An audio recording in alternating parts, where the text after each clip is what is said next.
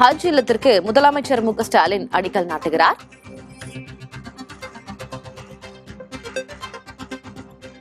சென்னை விமான நிலையம் அருகே ஹஜ் இல்லத்திற்கு அடிக்கல் நாட்டுகிறார் முதலமைச்சர் மு.க.ஸ்டாலின். தமிழ்நாட்டின் பல்வேறு பகுதிகளிலிருந்தும் ஹஜ் பயணம் செல்ல சென்னை வருவோரின் வசதிக்காக இந்த இல்லம் அமைக்கப்படுகிறது. 39 கோடியே 20 லட்சம் ரூபாயில் ஹஜ் இல்லத்திற்கு முதலமைச்சர் மு.க.ஸ்டாலின் அடிக்கல் நாட்டுகிறார். சென்னை நங்கநல்லூரில் இது அமைய இருக்கிறது.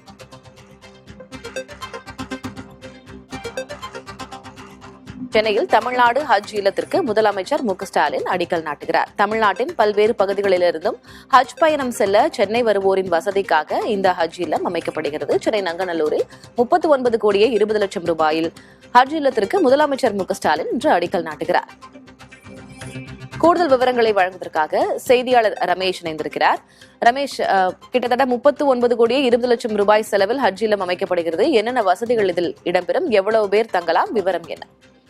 இஸ்லாமியர்கள் தங்களுடைய புனித பயணமான ஹஜ் பயணம் மேற்கொள்ளும் போது பல்வேறு ஊர்களில் இருந்து சென்னைக்கு அருகில் வந்து தங்குவார்கள். அவர்களுக்காக இந்த ஹஜ் இல்லம் கட்டப்படுகிறது.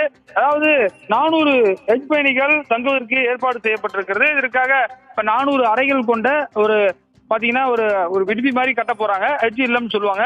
அதாவது சென்னை ஏர்போர்ட் நங்கநல்லூர் மெட்ரோ ஸ்டேஷனுக்கு அருகிலேயே இந்த இடம் இருப்பதால அவர்கள் உதாரணமா ஒருத்தர் ராமநாதபுரத்திலிருந்து ஒருவர் சென்னை விமான நிலையத்திலிருந்து ஹஜ் பயணம் மேற்கொள்ள அவர் முன்னாடியே நைட் இங்க தங்கிட்டு ஈஸியா அவர் ஏர்போர்ட் போய் அவர் பிளைட் பிடிச்சி போறதுக்காக தான் இந்த வசதி செய்யப்படுகிறது.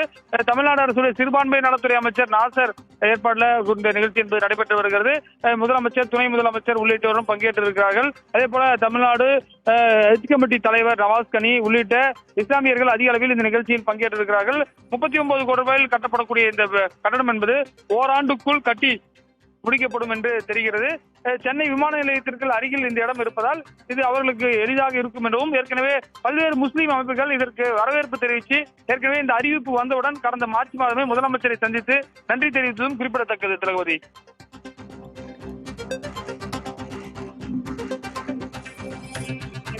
ரமேஷ், முன்பாக எவ்வளவு நாட்களாக இது போன்ற ஒரு ஹஜ் இல்லம் அமைக்கப்பட வேண்டும் அப்படின்ற கோரிக்கை இருந்து வந்தது? நீங்க சொல்லியிருந்தீங்க ஹஜ் பயணம் செல்வோர் சென்னைக்கு வந்து இங்கு தங்கி செல்ல வேண்டிய நிலை இருந்தது. இப்போ விமான நிலையம் பக்கத்திலேயே இந்த இல்லம் அமைக்கப்படுவதனால அவர்கள் வரவேற்பு தெரிவித்திருக்கிறார்கள் என்று. முன்பாக எவ்வளவு நாட்களாக இது குறித்த கோரிக்கையை முன்வைத்தார்கள்? நிச்சயமாக இது பாத்தீங்கன்னா ஏற்கனவே வேப்பேரிக்கு பின்னாடி ஒரு பெரிய ஹஜ் ஆபீஸ் இருக்கு. அது ஒரு தனியார் கட்டிடத்துல இயங்கி வந்தது.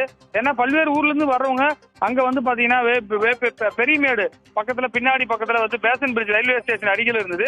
எனவே அங்கிருந்து அவருக்கு ஏர்போர்ட் வரணும்னா ரொம்ப சிரமமா இருந்தது. எனவே அது தனியார் கட்டடமா இருந்தனால அந்த இடத்தை காலி செஞ்சுட்டு புதிதாக கட்டப்படக்கூடிய இடத்தில் அமரும் பட்சத்தில் அவர்களுக்கு ஒரு எளிதாக இருக்கும். ஒரு நாள் முன்னாடியே இந்த ஹஜ் பயணம் என்பது தமிழக அரசு மானியமும் கொடுக்கிறார்கள். இந்த ஹஜ் பயணம் மேற்கொள்வதற்கென்று தமிழக அரசு சிறுபான்மை நலத்துறை சார்பாக ஒரு மானியமும் கொடுக்கிறார்கள். ஏனென்று சொன்னால் அவருடைய வாழ்நாளில் ஒரு நாளாவது அவர்கள் மெக்காவுக்கு சென்று வர வேண்டும் என்பது அவர்களுடைய இஸ்லாமியர்களுடைய முக்கியமான ஒரு இதுவாக இருக்கிறது. அந்த அடிப்படையில் இந்த ஹஜ் கமிட்டிக்கான இல்லம் என்பது தமிழ்நாடு ஹஜ் இல்லம் என்று செயல்பட்டது. ஏற்கனவே பாத்தீங்கன்னா டெல்லியில் கூட தமிழ்நாடு ஹவுஸ் ஒன்று இருக்கும். அதாவது தமிழகர்கள் யாராவது அங்க போனாங்கன்னா குறைந்த வழியில் தங்குவதற்கான ஒரு இல்லம் தான். அது மாதிரி அது போன்ற ஒரு வசதி தான் சிறுபான்மையிற்கு இந்த ஏற்பாடு செய்யப்பட்டிருக்கிறது.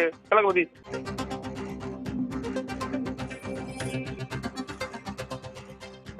சென்னையில் அமைக்கப்படும் தமிழ்நாடு ஹஜ் இல்லத்திற்கு முதலமைச்சர் மு.க.ஸ்டாலின் அடிக்கல் நாட்டியிருக்கிறார். காட்சிகளை பார்க்கலாம். தான் அறிவித்த அறிவிப்பினை செயல்படுத்தி காட்டியுள்ளார்கள் மாண்புமிகு முதலமைச்சர் அவர்கள். தற்போது மாண்புமிகு முதல் இனிமையாகவும் ஹஜ் இல்லம் அமைக்க அடிக்கல் நாட்டிய மாண்புமிகு முதலமைச்சர் அவர்களுக்கு நன்றி தெரிவித்து சிறப்பிக்கப்படுகிறது. மாண்புமிகு துணை முதலமைச்சர் அவர்களுக்கும் நன்றி தெரிவிக்கும் வகையில் பொன்னாடை வழங்கி சிறப்பிக்கப்படுகிறது.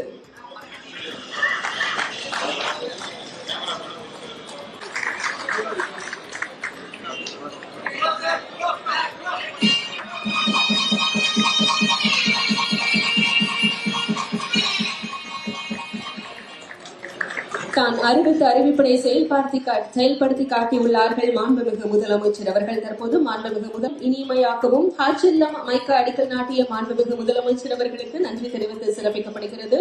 மாண்புமிகு துணை முதலமைச்சர் அவர்களுக்கும் நன்றி தெரிவிக்கும் வகையில் பொன்னாடை வழங்கி சிறப்பிக்கப்படுகிறது.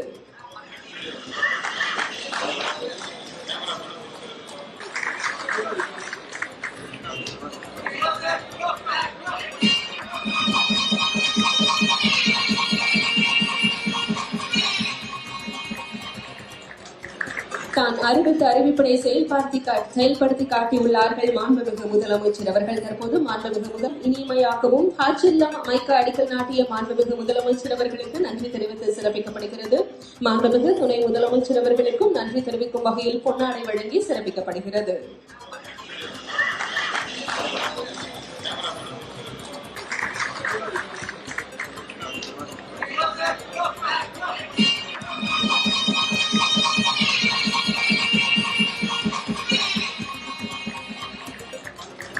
தான் அறிவித்த அறிவிப்பினை செயல்படுத்தி காட்டியுள்ளார்கள் மாண்புமிகு முதலமைச்சர் அவர்கள். தற்போது மாண்புமிகு இனிமையாக சென்னையில் தமிழ்நாடு ஹஜ் இல்லத்திற்கு முதலமைச்சர் மு.க.ஸ்டாலின் அடிக்கல் நாட்டியிருக்கிறார். சென்னையின் விமான நிலையம் அருகே இந்த ஹஜ் இல்லம் நங்கநல்லூரில் அமைய இருக்கிறது. அந்த ஹஜ் இல்லம் எப்படி அமையப்பட்டிருக்கும் என்ற அந்த மாதிரி புகைப்படத்தையும் நாம் பார்க்கலாம்.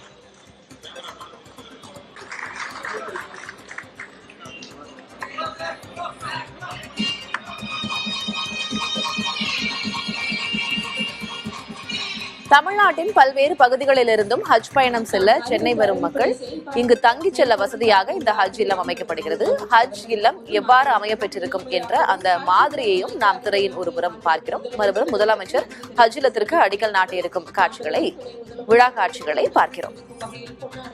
நாள்தோறும் 400 ஹஜ் பயணிகள் தங்கும் வகையில் தமிழ்நாடு ஹஜ் இல்லம் கட்டப்பட இருக்கிறது.